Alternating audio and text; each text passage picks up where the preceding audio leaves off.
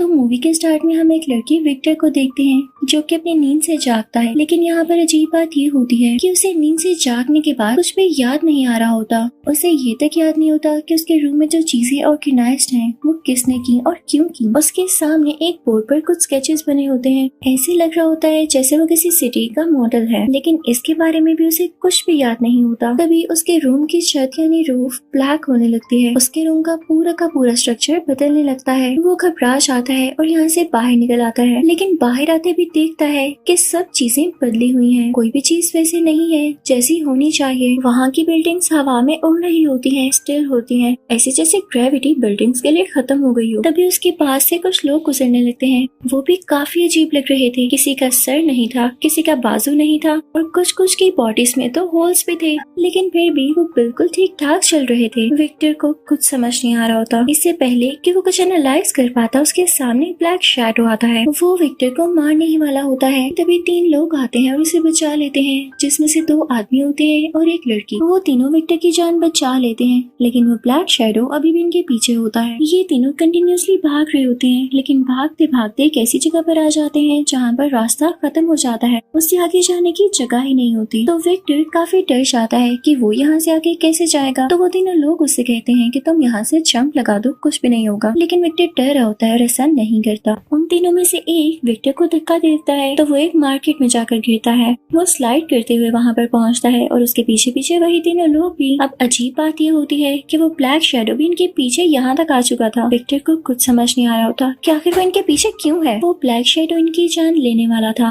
कि तभी उन 3 लोगों में से एक इंसान अपनी जान को कुर्बान कर देता है। अब सिर्फ उनमें से एक लड़का और एक लड़की बचते हैं जो कि अभी भी विक्टर के साथ ही होते हैं। अब विक्टर उस लड़की के साथ साथ चल रहा होता है तो वो उस लड़की से पूछता है कि आखिर तुम कौन हो और मैं इस दुनिया में क्या कर रहा हूँ। कौन सी जगह है जिसके बारे में मैंने आज तक नहीं सुना न देखा। तो वो लड़की जिसका नाम फ्लाई होता है वो विक्टर को बताती है कि ये वो दुनिया है जहाँ पर लोग कोमा की बात आते हैं। तो बेसिकली तुम इस वक्त कोमा में हो और ये वो दुनिया है जहाँ पर सारे लोग उनकी मेमोरीज हैं। तो विक्टर उसे पूछता है लेकिन ये दुनिया इतनी अजीब क्यों है। तो फ्लाई उसे बताती है कि जरूरी नहीं, लोगों की मेमोरीज बाकी भी हों। कुछ लोग कोमा में जाने के बाद सब कुछ भूलने लगते हैं, उनको इल्यूशंस आते हैं। ये दुनिया बस उसी का मिक्सचर है, इसीलिए ऐसी दिखती है। फिर फ्लाई उसे अपना घर भी दिखाती है जो कि आसमान पर होता है। वो एक अजीब सी बिल्डिंग थी। फिर वो एक पुरानी सी बस में जाते हैं और फ्लाई के घर में पहुंच जाते हैं जहाँ पर विक्टर फ्लाई से उसी ब्लैक शैडो के बारे में पूछता है। तो फ्लाई उसे बहुत ही हैरान कर देने वाली बात बताती है कि अगर कोई इंसान कोमा में मर जाता है तो वो इस दुनिया में ब्लैक शैडो की फॉर्म में आता है। तो ये बात सुन के विक्टर को काफी हैरानी होती है। तो फ्लाई उसे कहती है अच्छा बस करो, आओ मैं तुम्हें तुम्हारा रूम दिखाती हूँ। अब वो लोग विक्टर के नए रूम में जाते हैं। उसे ये भी बताती है कि जो ड्रीम्स तुम कोमा में देखोगे वो यहाँ पर असली फॉर्म में आ जाएंगे। तो विक्टर ख्वाब में देखता है कि उसका कार एक्सीडेंट हुआ है और जब उसकी आंख खुलती है तो वो देखता है कि उसके रूम में भी वही कार है और वो खुद भी अंदर जख्मी हालत में पड़ा हुआ है। फिर वहाँ पर फ्लाई का वो साथी आता है जिसने मिलकर विक्टर की जान बचाई होती है। तो वो विक्टर को देख के कहता है वाह भाई, तुम्हारा यहाँ वाला घर तो काफी प्यारा है और मुझे तुम्हें देख के लग रहा है जैसे तुम्हें काफी पावर्स हो सकती हैं। तो आओ मैं तुम्हें बताता हूँ कि किस तरह से इनको बाहर निकालना है और इनको यूज कैसे करना है। बस इसके लिए हर इंसान को कुछ न कुछ टेस्ट देना पड़ता है। इसके बाद ही वहाँ पर एक रोबोटिक मशीन आती है कि विक्टर को गिरा देती है, उसे तंग करने लगती।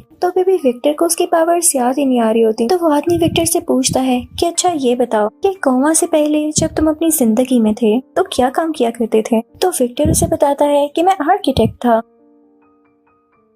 अगले दिन विक्टर के साथ और भी कई लोग होते हैं और वो किसी मिशन पर जा रहे होते हैं। विक्टर को यहाँ पर मौजूद कुछ लोगों से वेपन्स लेने होते हैं। तो ये लोग वहाँ पर पहुँच ही जाते हैं, लेकिन जिन लोगों के पास ये वेपन्स यानी हथियार थे ये लोग इन पर अटैक करना शुरू कर देते हैं, इन पर फायरिंग शुरू कर देते हैं। जैसे ही विक्टर और उसके साथी जैसे तैसे करके उन वेपन्स तक पहुँचते हैं तो उससे पहले ये 3 ब्लैक शैडोज आ जाते हैं जिनको इन मूवी में रीपर का नाम दिया गया है। तो ये रीपर्स इनको रोकने के लिए आए थे। एक आदमी वहाँ से बारूद लेकर जा रहा होता है कि तभी उसके पीछे वही ब्लैक शैडो आ जाता है। इससे पहले कि वो उस तक पहुंच पाता, यहाँ वो आदमी जो कि बारूद लेकर जा रहा था वो नीचे गिरता। तभी विक्टर अपने फिंगर्स अपने दिमाग पर लगाता है और कुछ याद करने की कोशिश करता है। तो क्योंकि वो आर्किटेक्ट था तो उसके पास ये एबिलिटी आती है कि वो कोई भी स्ट्रक्चर बना सकता है। तो वो सिर्फ अपने दिमाग को ही यूज करते हुए वहाँ पर एक स्ट्रक्चर बनाता है और वो आदमी गिरने से बच जाता है। तो वो फौरन से अपने घर आ जाते हैं। रीपर्स उनको पकड़ नहीं पाते। घर आते ही सब उसकी बहुत तारीफ करते हैं कि विक्टर तुमने बहुत अच्छा काम किया। तभी वहाँ पर एक एजेड बंदा आता है और विक्टर से कहता है कि मुझे तुम्हारा काम बहुत अच्छा लगा। पता है जहाँ पर हम रह रहे हैं ये सिटी का पूरा स्ट्रक्चर लोगों की मेमोरी से जुड़ा है,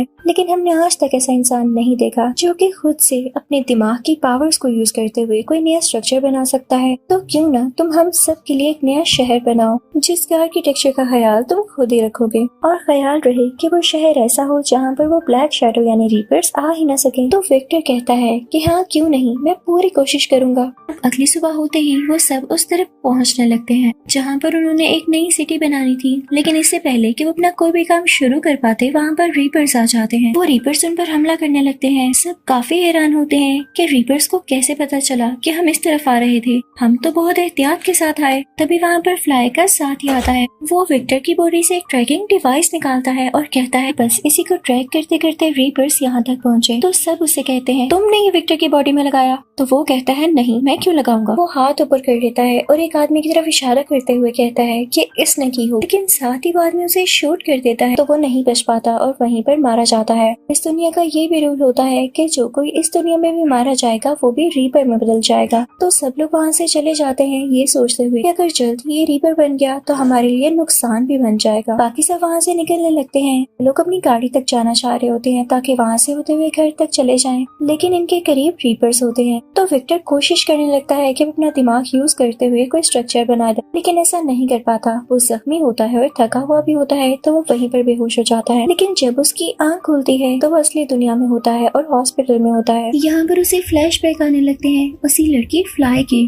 जो कि असली दुनिया में उसकी बेस्ट फ्रेंड थी, लेकिन कोमा की दुनिया में इनको कुछ भी याद नहीं होता क्योंकि इनकी कुछ मेमोरीज कोमा की वजह से जा चुकी थी। तो विक्टर को याद आता है कि ये फ्लाई के साथ ही हॉस्पिटल आया था, लेकिन फ्लाई को अंदर आने नहीं दिया गया। विक्टर अकेला ही हॉस्पिटल के अंदर गया था। तो यहाँ पर इसे एक आदमी मिलता है। ये तो वही आदमी था जो कोमा की दुनिया में इन सब का लीडर था और सबसे पहले कोमा की दुनिया में आया। तो वो विक्टर से कहता है कि मैंने कुछ एक्सपेरिमेंट्स किए हैं और मैं जानता हूँ कि हमारे दिमाग में जरूर कुछ न कुछ ऐसा है जो कि नया जनरेट कर सकता है। हम चाहें तो अपनी पसंद की दुनिया में रह सकते हैं, उसको फील कर सकते हैं और यकीन जानो वहाँ हम ज्यादा खुश रह सकते हैं। वो विक्टर से और भी कुछ कहता है कि मुझे तुम्हारी जरूरत है, तुम्हें मेरे प्रोजेक्ट में पार्टिसिपेट करना होगा। पता है हम अपनी नई दुनिया कब बना सकते हैं, जब हम कोमा में हों, और मुझे इसके लिए तुम्हें कोमा में भेजना होगा, लेकिन यकीन जानो इसका हमें बहुत फायदा होने वाला है। तो विक्टर कहता है कि हरगिज़ नहीं। विक्टर उनको डराने के लिए उनकी तरफ गन करता है। वहाँ से बाहर भाग आता है। उसकी दोस्त फ्लाई बाहर उसका वेट कर रही होती है। विक्टर फौरन से गाड़ी में बैठता है और फ्लाई तेजी से गाड़ी चलाने लगती है, लेकिन थोड़ा आगे जाते ही उनकी टक्कर एक ट्रक से होती है और दोनों बेहोश हो जाते हैं। ये वही सीन था जो कि विक्टर को ख्वाब में आया करता था। ये दोनों इतने ज्यादा जख्मी और बेहोश होते हैं कि वही बूढ़ा आदमी आकर इनको पकड़ लेता है और अपने प्रोजेक्ट के लिए यूज कर लेता है। वो इन दोनों को कोमा में भेज देता है, लेकिन इससे पहले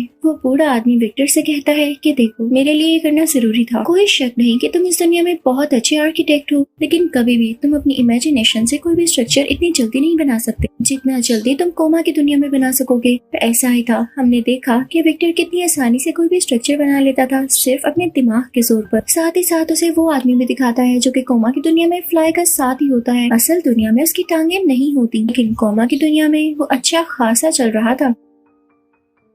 अब वो आदमी विक्टर से ये भी कहता है कि तुम्हें कोमा की दुनिया में वापस जाना होगा। फ्लाइक और उसके साथियों को तुम्हारी जरूरत है, और जैसे ही प्रोजेक्ट पूरा हो जाता है तो चाहे इस दुनिया में वापस आ जाना। इसी के साथ वो विक्टर को कुछ इंजेक्ट करता है और उसकी अपने बेड पर आंख खुलती है। ये वही सीन होता है जो कि मूवी के स्टार्टिंग में हमने देखा। अब विक्टर वापस उसी जगह पर पहुंच चुका था जहाँ से आया था। वो वहाँ पर अपने माइंड को यूज करते हुए काफी प्यारा शहर बना देता है जहाँ पर कोई भी रीपर नहीं जा सकता था। तो यहाँ पर पोएजेड इंसान इनको बताता है कि असली दुनिया में तुम सब लोग बेहोश हो और इतने ज्यादा बीमार हो कि किसी भी वक्त मारे जा सकते हो। इसलिए तुम सबके सिस्टम्स को इसी तरह सेट कर दिया गया है कि उस दुनिया के कुछ सेकंड्स के बाद तुम सबके सब मारे जाओगे। अब उस दुनिया के सेकंड्स यहाँ के मिनट्स के बराबर है, तो हो सकता है कि तुम लोगों के पास 10 या 15 मिनट ही हो। उसके बाद तुम लोग परमानेंटली यहाँ ही मारे जाओगे। और पता है ना मरने के बाद क्या होगा। इसी के साथ वो आदमी खुद उस स्ट्रक्चर के अंदर चला जाता है, और क्योंकि वहाँ पर कोई रीपर नहीं आ सकता था, तो ये सब लोग मरने के बाद यहाँ रीपर बन जाने वाले थे। तो इससे यही प्रूफ होता है कि उस एजेड आदमी ने इन सबको धोखा दिया था। वो खुद ही वहाँ पर राज करना चाहता था जहाँ से कोई डिस्टर्ब न करे।